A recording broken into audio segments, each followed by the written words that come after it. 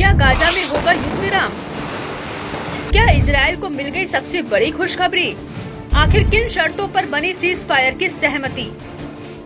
बेतहाशा मौत, जर्जर मकाने और अपनों को खोने का गम। इतना ही नहीं, हर वक्त मन में एक ऐसा खौफ जिसकी झलक लोगों की आंखों में साफ झलकती दिखती है, और वो है किसी भी वक्त कहीं भी मौत। जी हाँ, 7 अक्टूबर 2023 से शुरू हुई हमास और इजराइल के बीच जंग ने गाजा में तबाही मचा दी है।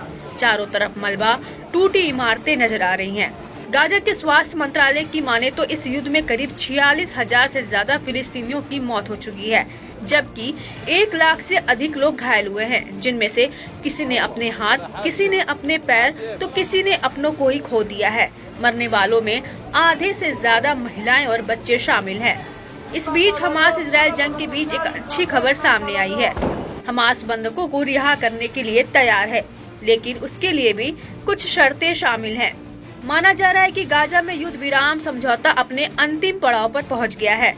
इस हफ्ते समझौते पर दोनों ओर से हस्ताक्षर हो सकते हैं। बताया जा रहा है कि समझौता होने के बाद पहले चरण में हमास 33 इजरायली बंधकों को रिहा कर सकता है।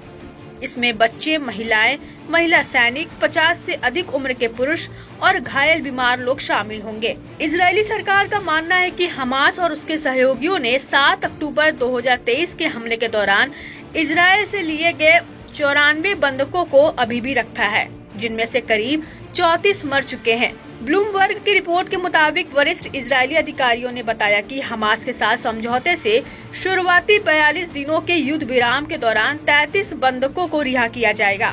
बंधकों में से अब कुछ जीवित भी नहीं होंगे, ऐसी भी आशंका जताई जा रही है। रिपोर्ट्स के माने तो पहला चरण पूरा होने के 16 दिन बाद बचे हुए बंधकों की रिहाई के लिए बातचीत शुरू होगी। इसमें पुरुष सैनिकों और युवाओं को छोड़ा जाएगा, साथ ही मृतकों की डेड बॉडी भी वापस की जाएगी। सैनिकों की वापसी का प्लान। जी हाँ, सैनिकों की वापसी चरणबद्ध तरीके से की जाने का भी बात सामने आई है।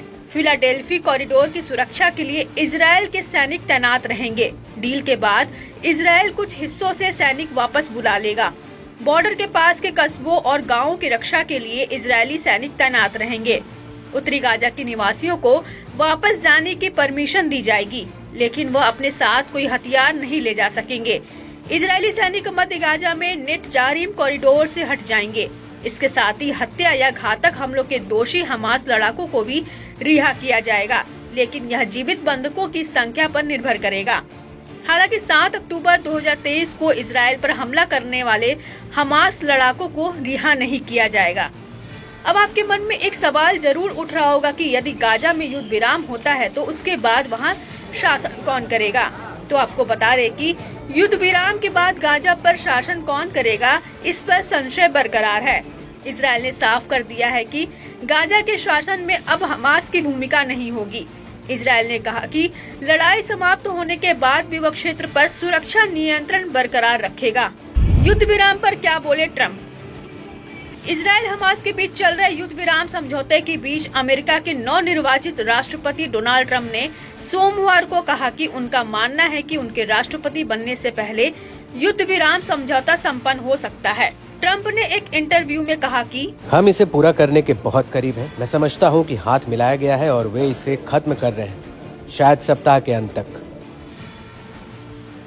अब देखने वाली बात यह भी होगी कि इजराइल और हमास में सीज फायर से दोनों पक्ष कितने और किस हद तक राजी होते हैं। वहीं ये भी काफी अहम रहेगा कि बंधकों की रिहाई का अनसुलझा मुद्दा क्या शांतिपूर्ण तरीके से सुलझ पाएगा या नहीं।